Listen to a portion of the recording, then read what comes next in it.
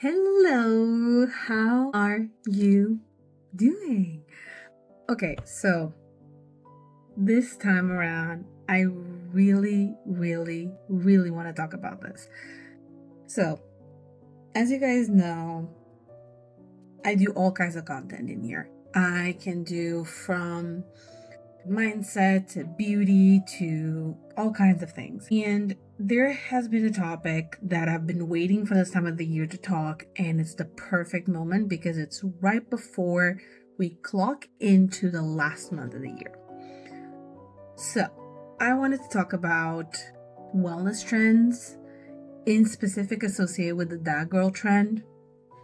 Because even though I have named this podcast That Girl Magic, it's beyond the typical scope of the that girl trend. It is about honing in to being the best person that you can be in accordance to your own life, to your own needs, to your own judgment. So, why do I want to bring this topic?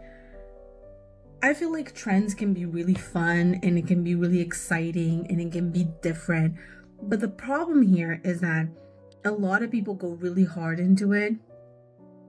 And what's end up happening, it's that it makes me laugh when I think about it.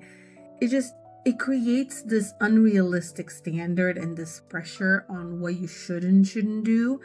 So what I've come to realize is I want to go beyond, just doing a trend for a couple of days or a couple of weeks. I hope that my content, and I hope that the content coming out from other creators in this wellness space goes into being something that is more personal and balanced and long lasting. So let's go ahead and talk about the popular trends that came out last year and the ones that we should leave behind. So first and foremost, overly rigid morning routines. I cannot stress enough the boom that this was. We were seeing everyone's morning routines and each one of them was more insane than the next. By the time that you realize, people were spending 2, 3, 4, 5 hours on a morning routine. People were waking up at 5 a.m. People were going to the gym and doing a 1 or 2 hour session. People were meditating. People were yogaing. People were doing all kinds of things all in the morning. It's almost like you had to get a second job to be able to just do all of it.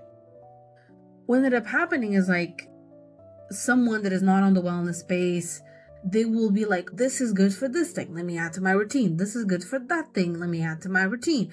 And by the time that you notice, you were doing 10, 15, 20 different separate things, all in the morning, all without a reason, that ended up being too exhausting. I remember specifically seeing one video of a creator that she had like 30 or 40 separate different steps in their morning routine.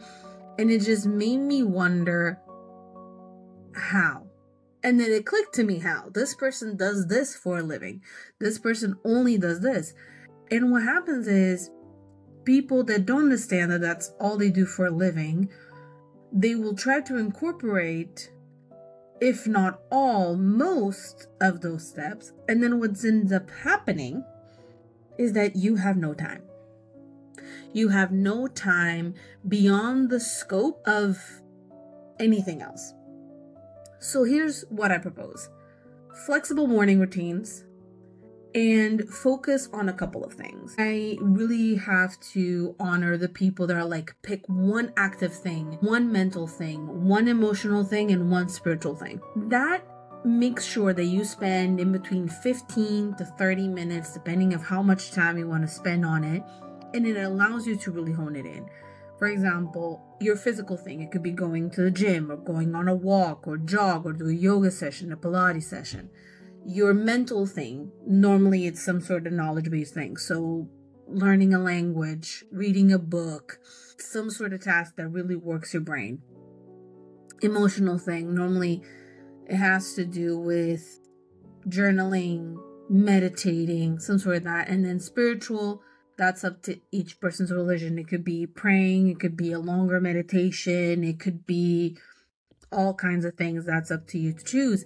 But that allows it to create a more structure without being structured. So you can pick and choose depending on how you're feeling, depending on what works for you that day. If you have more time, if you have less time, if you feel more active, if you feel less active, if you're more tired, if you're less tired. And that creates a more, not only adaptability, but also creates a better focus on you actually doing things in the morning that will make you feel more productive. It will make you feel better. It will make you feel good.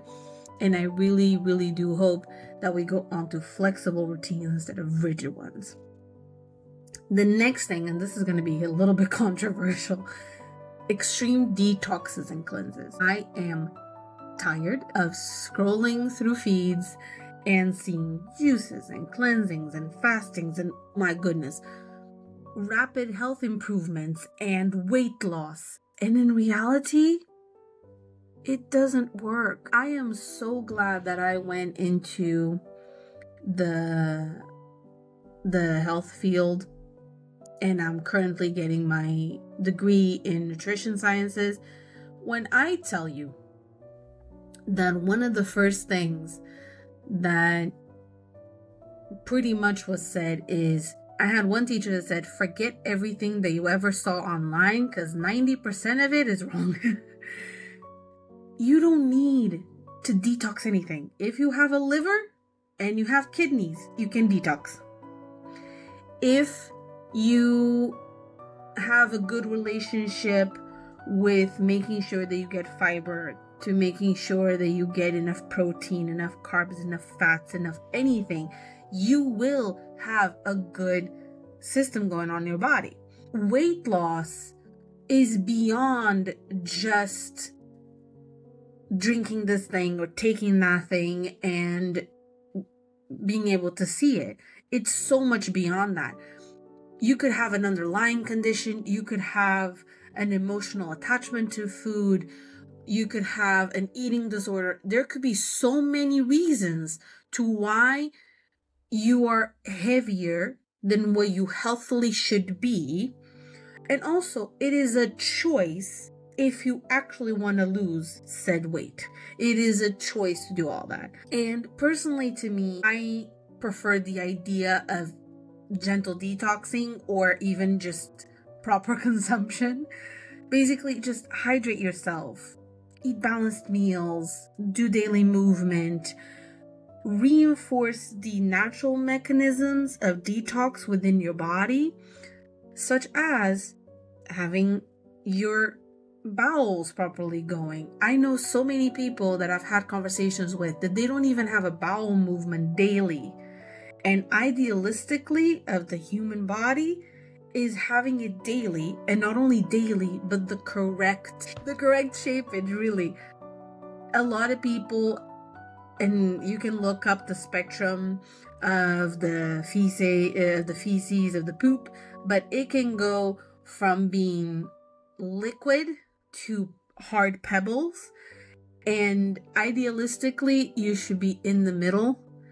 And I'll let you look that up because it's quite interesting that a lot of people don't have that kind. Going on to the next thing, the hyper-focused productivity hacks. I am tired of the always-on productivity and the life hacks and the constant going. And I will go into another point later down the line. But the amount of people that I've seen that they're constantly going through so many things. They're working, they're studying, they're planning this, they're social media contenting, and they're taking care of their family, and they have this long ass morning routine, and they're doing so many things on and on and on and on and on. And then you're like, okay, so when do you have a time to rest? And they don't, and they're burned out. And they're tired. Intentionally making time to rest, it is extremely important. And I can tell you this much because I started school on September 9th. We are currently in November. I'm recording this November 4th. And if I've had one full day off doing nothing is a lot. And it's because Monday through Friday I'm in school and studying and doing assignments and doing reports and doing all that. And then Saturday and Sunday, I'm working 8 hours each day. So my only rest time has been sleep.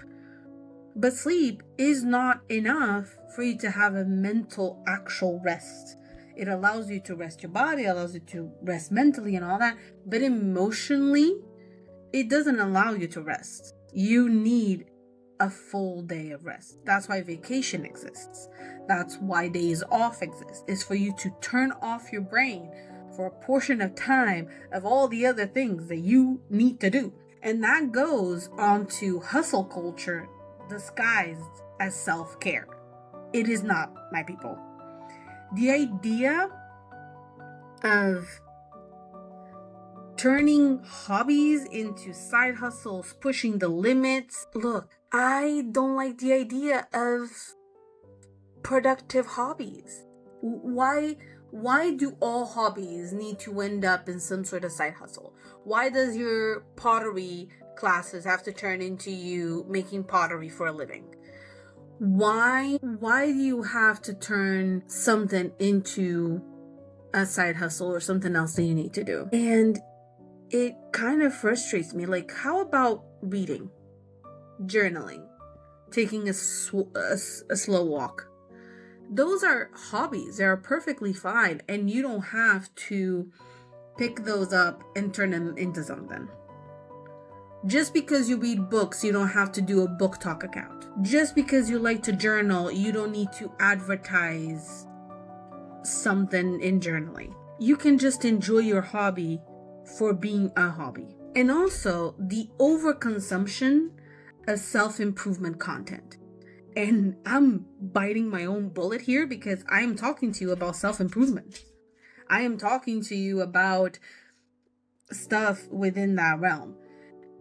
And the reality here is that people are consuming podcasts, books, social media, all these things, and they're constantly in this improvement mindset. And the reality here is that there's no issue in improving yourself, but you need to create boundaries.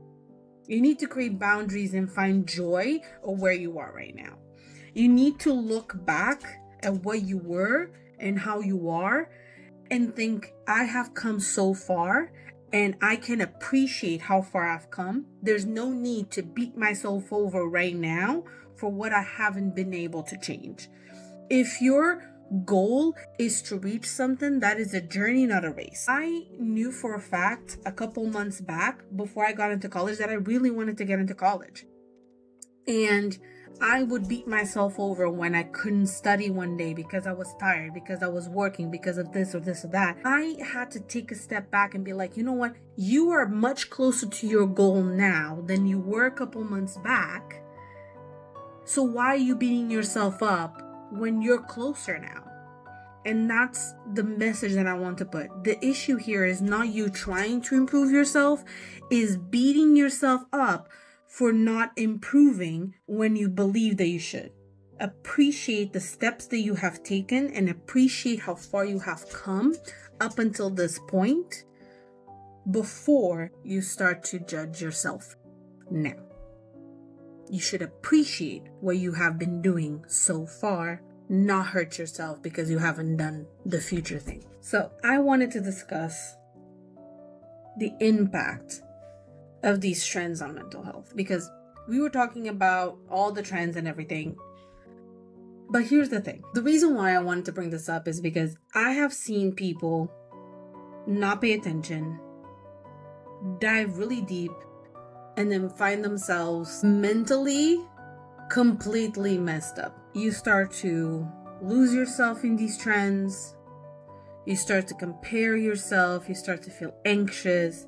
You start to have burnout because you're doing 20 steps in the morning. You're doing all these things when it comes to the gym, all these things when it comes to food, all these things when it comes to skincare or hair care or whatever it may be. When in reality, you need to do what makes sense for you. You need to do what make sense for your personal necessity, for your personal life, for your needs, for your lifestyle, for what you do in your daily basis. Maybe you doing 20 steps in the morning is exactly what you need, but the next person over can only do 3. And that's perfectly fine. All I wish to make you understand is do not let something like this take over control, and make sure that you create boundaries so that you don't mess up your mental health. So what can we do, and what wellness can look like? What can wellness look like? So definitely flexibility over perfection, flexible routines, adapt to each day, create like your top 10 things that you want to do and pick 3 depending on how you're feeling, how your energy levels are, how you want the day to feel like. Focus on mindfulness and self-compassion. So cultivate habits that promote mindfulness, like meditation, gratitude journaling, mindfully eating, and also be kind towards yourself. I feel like a lot of people, because they feel like they need to have a certain way of being, and they assume that you need to have a certain way of being, they will continue to constantly push themselves and have certain expectations, when in reality, all you need to do is just be kind to yourself and do what makes sense for you and your lifestyle. And also small sustainable changes instead of quick fixes. I see always people trying to do a bunch of things, and we touched on this on the cleanser talk, but the reality here is like small lasting habits is better than something quick. Drinking more water, an extra serving of veggies, setting aside 5 minutes to stretch. And what people need to understand is that wellness and taking care of yourself and improving yourself is a journey.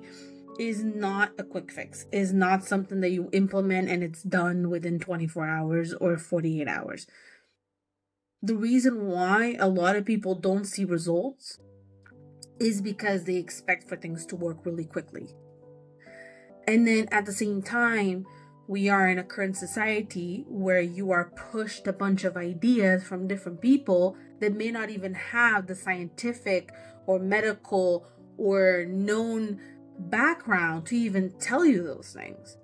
That's why I've created this podcast, was to talk and discuss these ideas from the perspective of not only a user, but also from someone that is currently studying nutrition, to bring thoughts and ideas, not fixes. I'm not going to teach you to do anything. I'm going to advise on actual basis. Here's what you do when you tend to have this situation and when you have this situation, and here's how I dealt with it, so that maybe this could work for you. And that's up to your personal experimentation and your personal life. And that's exactly how it should be. If someone tells you that X thing works for X thing, you should be like, okay, does this make sense for my life? Okay, it kind of does, because I have a similar situation going on with my life. Can I input it into my life? Okay, I can. I have time for that without burning myself out, without putting myself in a situation that makes me feel bad. And then on top of that, let me experiment for a period of time that makes sense. And then if it does work, great, I'll keep doing it. If it doesn't work, okay, I tried, let me search for another option. That's how it should be. Sustainable, not a quick fix. So now I want to ask you, what wellness trends from the past year made you feel good, and which ones felt like it drained you or made you feel bad? Also, how can you simplify your approach to self-care and self-improvement to make it more sustainable and enjoyable for yourself? And what do you want to continue onto 2025? Like, what do you want to do that has made you feel good so far.